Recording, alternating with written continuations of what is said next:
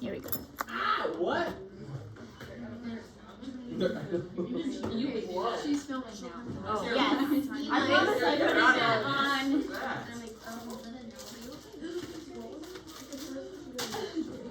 I was aiming for you that time. I can actually see the screen today. That's not even close to what I said. Exactly. That's what I said. Okay, so the cerebrum. Miss Harris, can you go back really quick? Yes. I just have one more question. Come on, Poppy. The cerebral hemisphere is also called the cerebrum, not to be confusing. The cerebrum and the cerebellum, I have to think about, they sound so much the same, the cerebrum and the cerebellum. Sometimes you have to think about which one is which. The cerebellum is down here, but this is the cerebrum. Most of the brain is made up of the cerebrum. That's the good portion, the big portion of the brain. Typically, we get to see a brain at the cadaver tour, and you usually get to hold a brain, and if you don't get to hold it, you at least usually get to poke it. So that's pretty fun. It's a lot heavier than you would think, and it feels like jello. You can hold a heart. Last time we got to. Last time there was a person who got to, who had a heart. Now, the way it works at the cadaver tour is they have the main instructor, but they also have some students, and the students get to pick something that they are interested in, like what they're going into. So one year, somebody wanted to be an OBGYN, so they focused on the female reproductive system. And somebody wanted to go into cardiology, so they got to focus on the heart. So whatever that particular student is interested in, then that is what they have dissected out. Yes. At the, what's it called? Something system? Cadaver. Cadaver system? I don't know. Yeah. That's the thing where like the people are like, you can see like their body, right? I don't know if this is like an unsensitive like thing to say or something, but like is it like, is there also like little kids and like babies?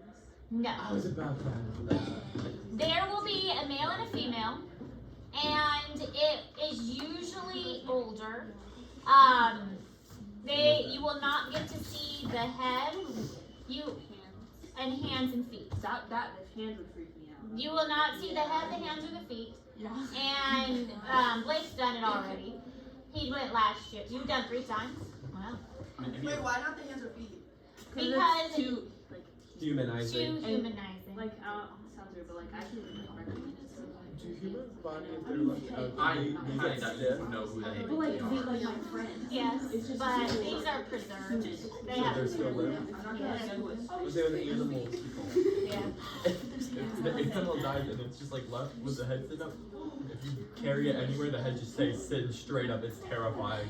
Most of these, well, all of them, obviously their bodies have been donated. So it's whatever donor has chosen to donate their body to this educational purpose. And so what we get to see will depend on how the body has been dissected out. So last year we got to see a heart because the person, the student, was really interested in the hearts, and so they had dissected the heart out really nice. One time we got to see the female reproductive system because the person was interested in OBGYN. So it's really going to depend what we see. Also, the cadavers are different each year. Last year we had an elderly woman who had severe scoliosis, so her back was twisted really interestingly. We did get to see that one year as well. They do tell us the age and they do tell us the cause of death, but that's about all the information they typically give us. Showed us the difference between the back. Yeah, can you like? Mm-hmm. And then they showed us the difference between the lining and the stomach. And so at MU they may do a little bit different than Westminster. How many do they, like what's the difference between MU and Westminster?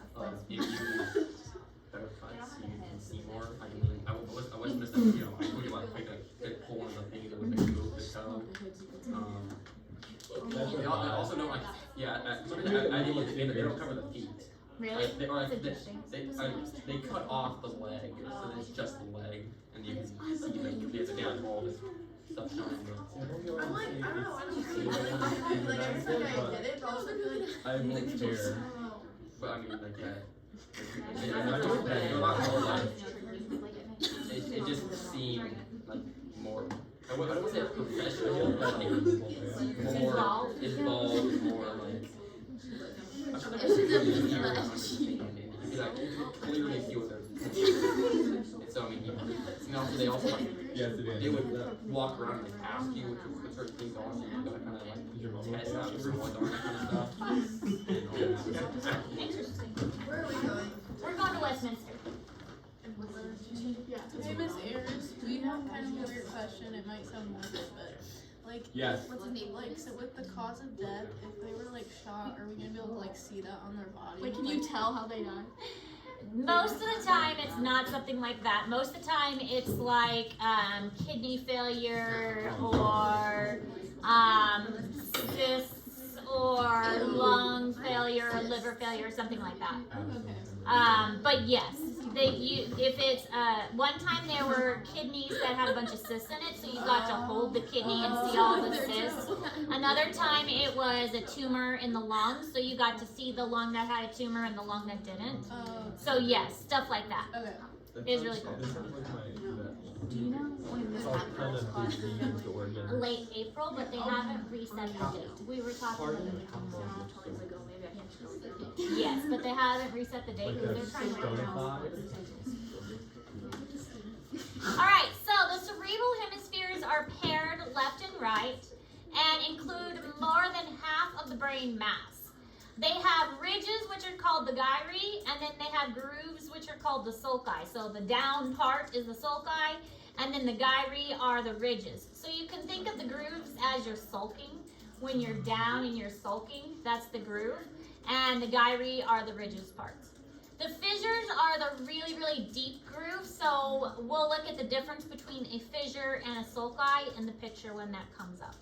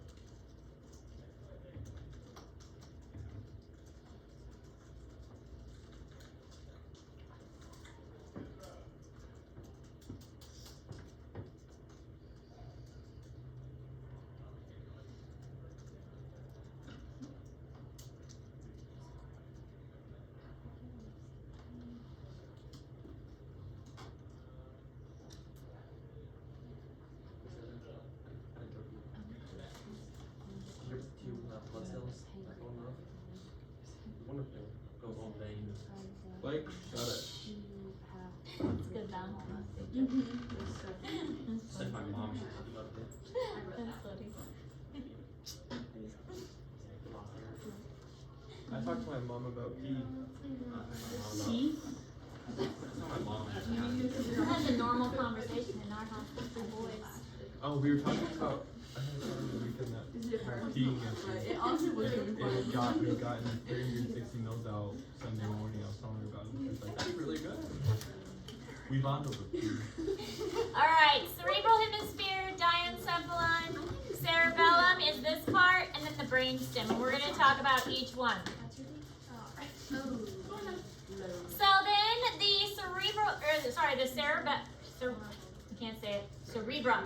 cerebrum has different lobes. You will notice that these words sound familiar. Yeah, What are these based off of? their head. Muscles and what else?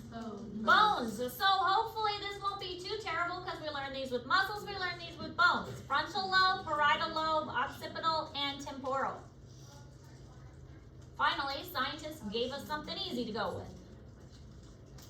On like muscles. You guys are going to forever be bitter about the muscle test. I think I'd be better at physiology.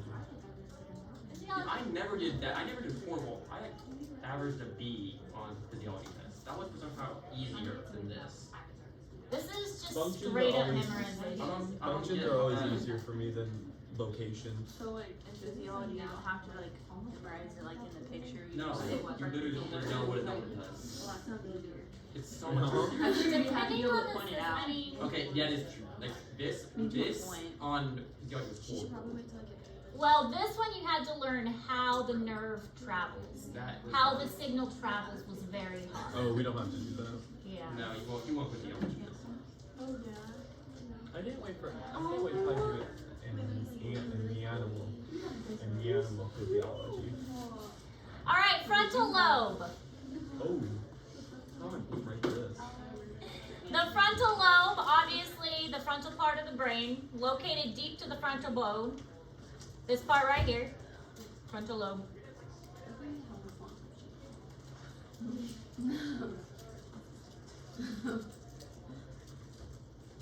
That's pretty easy. Sulcus are the groovy parts here. And then the gyri are these bridges. The parts that go up. Sulci are the grooves.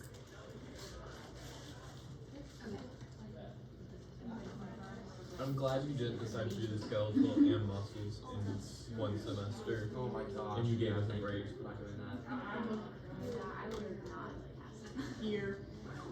Well, remember, at a real college, this would have been a semester class. What is the You take anatomy one semester, you take physiology the next. what are we doing cardiovascular? You could do like the back. That's next. Yeah. Blake likes cardiovascular. It's a fun What I'm system. gonna do? We I wanna dissect the heart see, with I this. don't care about anything else. Well, you've already dissected the heart once, so we'll dissect it again. I can't wait for the dead cat at the end of the year. Alright, I do it at work. frontal lobe. We've got the primary motor cortex. And then we have something called a Broca's area, orbital frontal cortex, and then the olfactory bulb. And I'm just so excited I can see this. I I can! They fixed my eyes yesterday. and they fixed mine. Jeez. Fixed my eyes yesterday. I can actually read this. I'm so happy. Maybe so I messed up. You need to read the test. Well, they fixed one of my eyes yesterday. All right. Anyways, so the primary motor cortex. I just can't get it out of my mouth. I can't get it out of my mouth, but I can see it. The cortical site involved with controlling movements of the body. So this is the movement area. The Broca's area, facial neurons, and speech. Speech and language is Broca's area. Broca, somebody discovered it probably. But speech and language, and this is located on the left front of the frontal lobe. Then we have the orbital frontal cortex, site of frontal lobotomies. Okay, so when lobotomies, you remember when we talked about lobotomies? Yeah? Yeah. The lobotomies is this orbital frontal cortex is where when they used to give lobotomies, that's where it would happen. So when they used to give lobotomies back in the day, this is the effect that they wanted. They would give them because people would be like too aggressive or have too much emotions, and they would hope that the lobotomies would decrease anger, decrease rage. If they were like too emotional or something like that, that's why they would give somebody a lobotomy. But actually, this is what it would do. It would make them worse. It would make them lose their personality and lose their memories and lose their sense of control, and it could cause epilepsy too. So it's a bad idea. Don't go sticking things in people's brains and swishing it around like a shish kebab. Like a shish kebab? Yeah, don't do that. What the fuck? Olfactory bulb is a cranial nerve. It's responsible for sensation of smell, olfactory smell.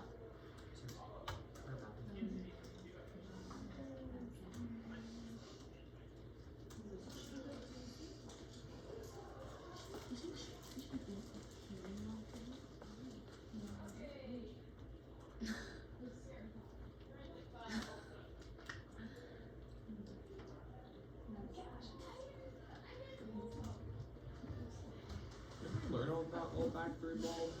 Hmm. The census? It's like, Uh-huh.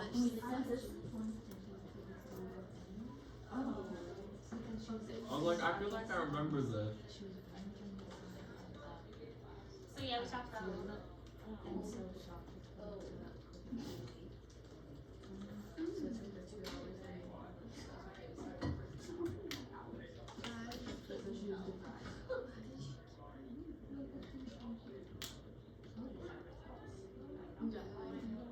Everybody good? like I got there. Yeah. Look at all this stuff you get to memorize. That's exciting. At least I put it in Google Classroom. That is very nice. I mean, that's nice, right? That doesn't look have as to bad as label a muscles. I It will still doesn't admit look it. as bad as muscles. Wait, But when it's not colored in all pretty, it's harder. are we only labeling This the still things looks that better. are The next for like that are the red lines? Or are we labeling everything? Everything. Everything. Are we gonna get a coloring sheet for this one too? Absolutely. Hey, this is I assume that. So premotor cortex is movement. This division line right here that's called the central sulcus, this is where a lot of the motor movement is, right along this central sulcus area. So you've got, and we'll look at a picture of this in a moment that kind of shows how the movement gets divided up. But we've got the premotor area, and then the primary motor cortex.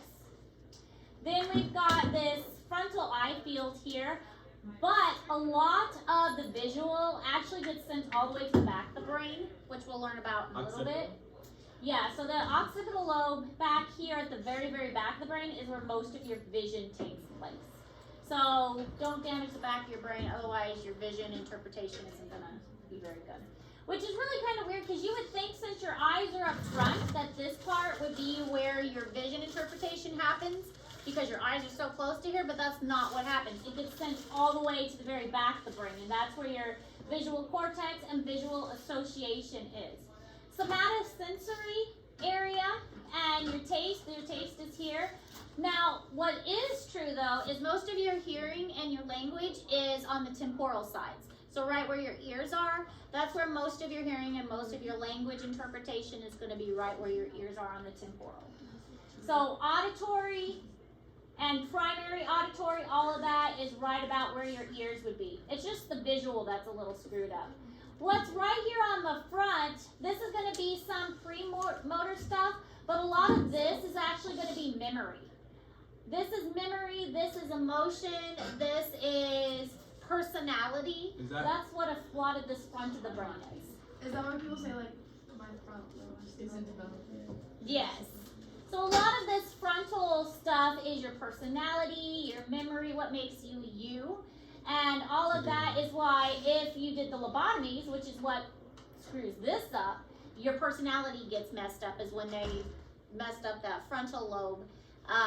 It messes up the person's personality, and their personality would change completely. Do they just like make holes in it, or they just like Swish it around.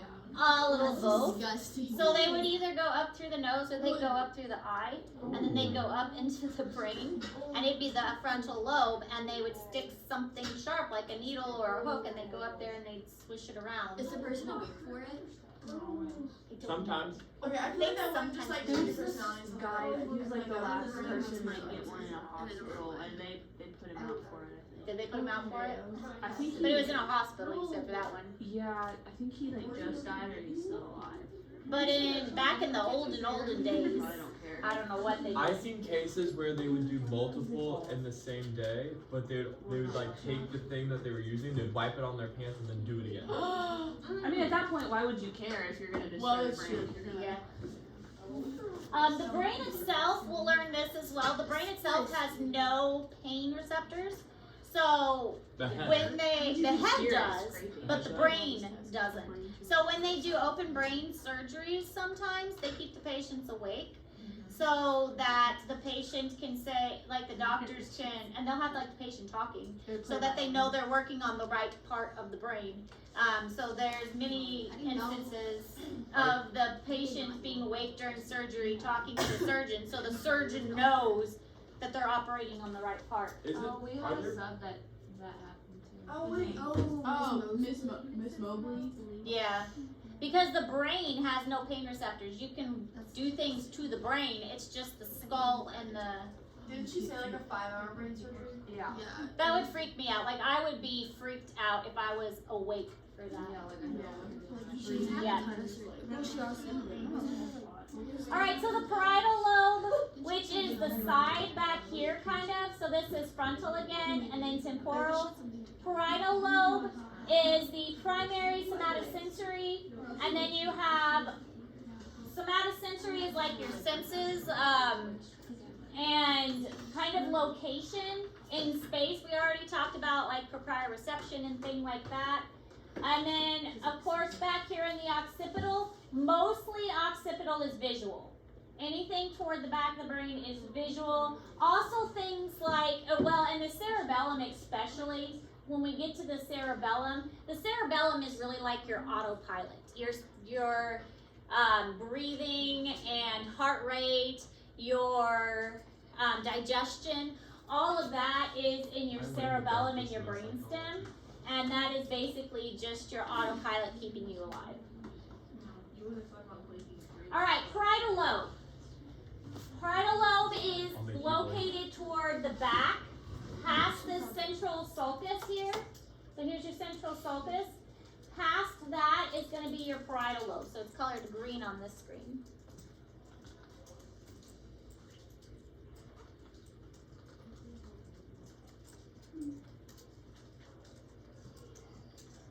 I think Liz likes being back. He's all alert, looking at you guys. Someone touch him. You heard me talking about you? Yeah? Do you like being back? Yeah, go touch him. You miss your students? I went outside Yeah. to go get your flame. You've been gone for a while. Stuck in the flame. I can put my name back. You're gonna want I still think I've been thinking about another cat, and I have a friend who works at the Boonville shelter, and I asked her over lunch if there were any cats at the Boonville shelter, and she sent me these pictures of two little cats that have little bobtails, and they look like they have, you know those Bengal cats? And they have like these little swirl patterns on the side, and they're really cute. were they like kittens? Mhm. Well, they were juveniles. They weren't like tiny, but they weren't full grown yet.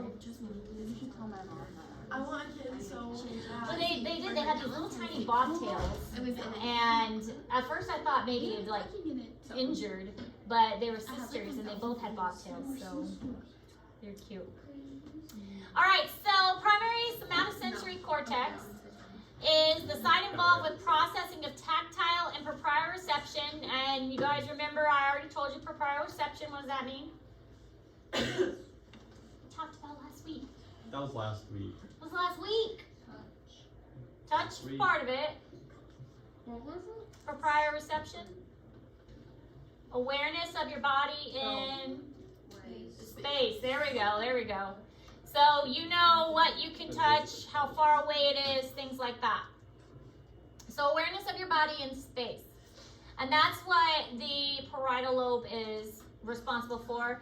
Somatosensory assists with integration, interpretation of senses, and also relative to body position, orientation, basis with visual motor coordination. But again, most of visual is in the occipital. But then we've also got the primary gustatory. Gustatory is taste. Gustatory is a weird word. Why don't they just call it taste? Why do they have to call it gustatory? Probably. Everything's Latin.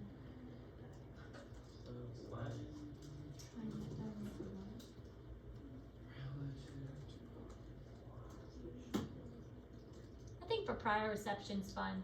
I mean, how can you look at something and say, oh, I can touch that, Yes, or there nope, is. that's too far away. You won't believe this. Gust in Latin is taste. So it is taste. It's just In not Latin. our Why language. can't they just call it normal, though? What is this with this Latin stuff? I mean, I kind of get Latin for scientific names. That makes a little more sense. But why for just a word like this? Why can't we call it the primary taste cortex? Isn't that okay? Can't we just do that? primary taste cortex? Is that so hard, science people? A little bit. Primary taste cortex. No, primary gustatory cortex. It's even longer, gustatory. Primary gustatory.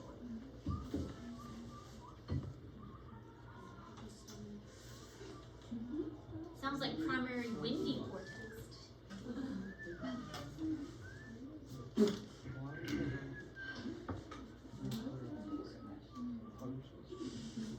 I think I'm just grumpy today because I didn't get much sleep.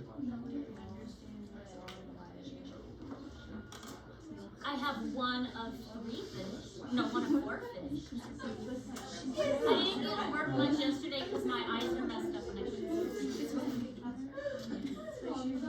But they're better today. I mean, they hurt, but I can see.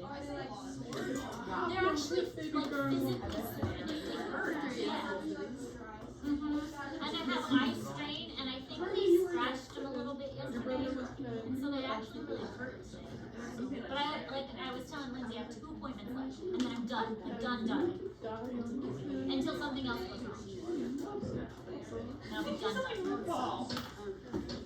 Alright, occipital lobe. And this is located way at the back. So here's our parietal, here's our occipital. I keep typing love instead of lobe.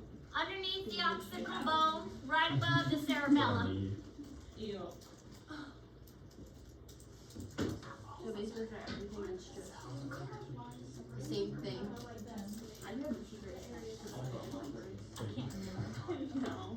No, he just called you. But if you guesstimate the area, it shouldn't be too hard because these lobes are pretty big for the most part. So, and the lines will be pretty obvious.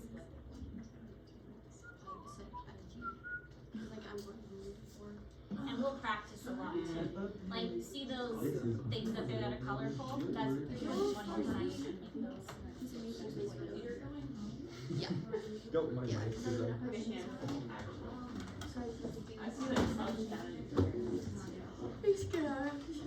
I like the sensation of it.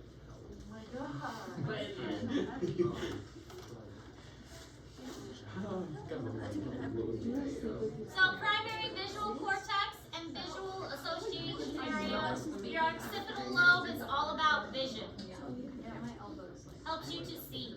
Helps you to recognize what you're seeing, color, light, motion, dimension. Anything associated with eyes is in your occipital lobe.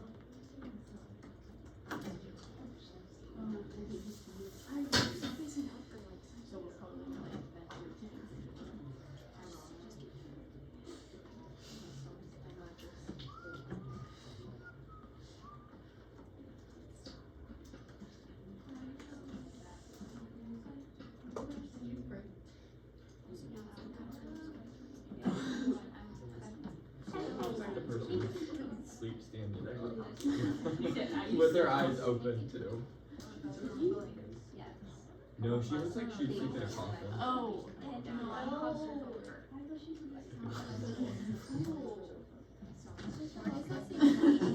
She said, stop. And I was like, what? Yeah. I never heard that. You have primary visual cortex. Oh my goodness, there. If you like someone, technically they're at the back of your mind. You look at them. I mean, visually, yes. I got you running through my mind to the back. What? From the accident? But only another sciencey person would understand. Good thing I don't like science, guys. I know something. You look like you're a belly sleeper, but you sleep with your Belly? face. But you sleep with your face in the pillow like you're trying to suffocate yourself. And that show. For the Olympics. Yeah, it is. You did not. I didn't even hear it. Have you watched it? Did I call you out? Is that right? Oh, you're a science You definitely wear your hair in pigtails. No, I wear my hair down. Yeah, if you're gonna put your later back. Is she in pigtails?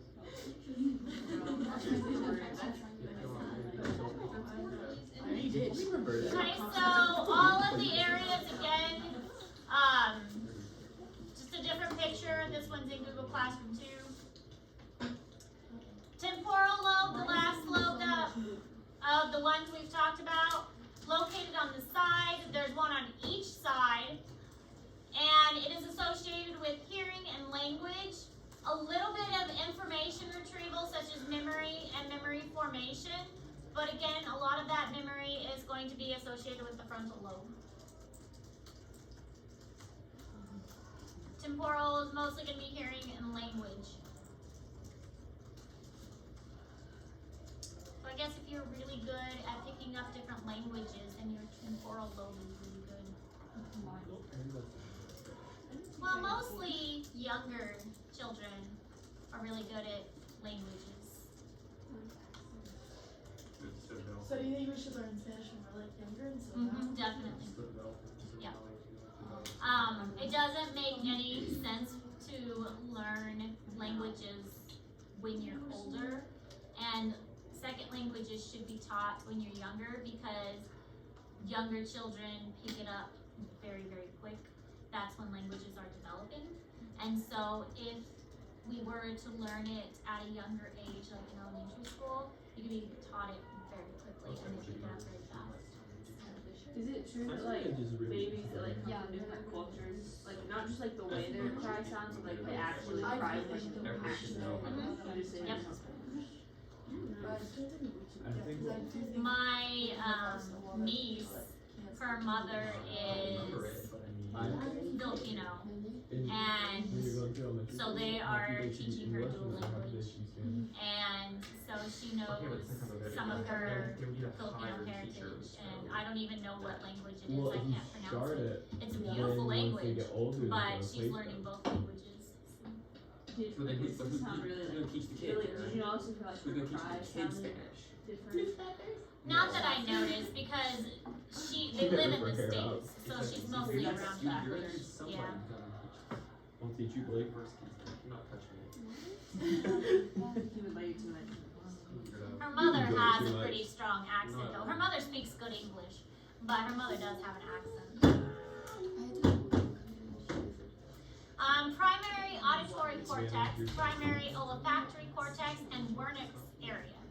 So obviously auditory cortex for hearing, olfactory cortex for smelling, and then Wernicke's area is the language one. The Wernicke's area is specifically on the left temporal lobe. So the language Wernicke's area, obviously discovered by Wernicke somebody, and that one is located on the left temporal lobe. It's interesting to think how these were discovered. How do you think people discovered these? Poking around. Oh, can't talk yeah, anymore. because Pretty much that's how these were Oh. discovered. If a part of the brain was damaged, then they realized, oops, that must have been something important, and now that person can't talk, or now that person can't understand language, so that must be, that part of the brain is in control of that. There is a story, I forgot the guy's name. The pole in the brain, yes. Something. This is an island. Gage, that's the one. Phineas Gage, yes. And he had a pole go through his head at a construction site, and it went like through his head and out his cheekbone.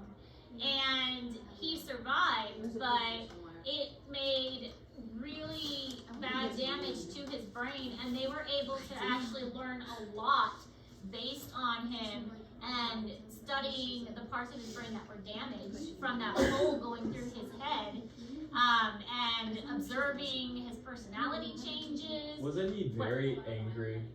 Sounds like Because a Blake. lot of it went through the part of his brain that was personality and emotions and rage and things like that. So they were able to learn a lot about brains and how brains function based on an unfortunate accident. But that's how a lot of this information has been learned is, I mean, not just humans, they obviously do experiments on other animals too. But obviously like the language one, they're gonna I'm look about at to say humans something for like that. that. If a part of the brain gets damaged, now that person can no longer understand language. You think they'd have probably named it after the person that like got messed up? Well, maybe they did. Honestly, I don't know how Wernicke's area came about. So. something. Look it up. Move forward. But this shows kind of how things cross-connect. A lot of times in the brain, there's a crisscrossing. That's why whatever is on the left side is often crossed over to the right side and vice versa. You don't have to write any of this down, but in your brain, there is a lot of crossing over, and your diencephalon, which is the middle portion of your brain, is where a lot of this cross-connecting is taking place. The whole purpose of that diencephalon is to help with those cross connections within the brain and passing those signals back and forth. Do we have to know this one? No, you don't need to know that one. Got it. All right, look, we're done for today. Yeah, But that also means a new assignment. Let me push pause on our recording first before I give you your assignment. Love you, Kylie.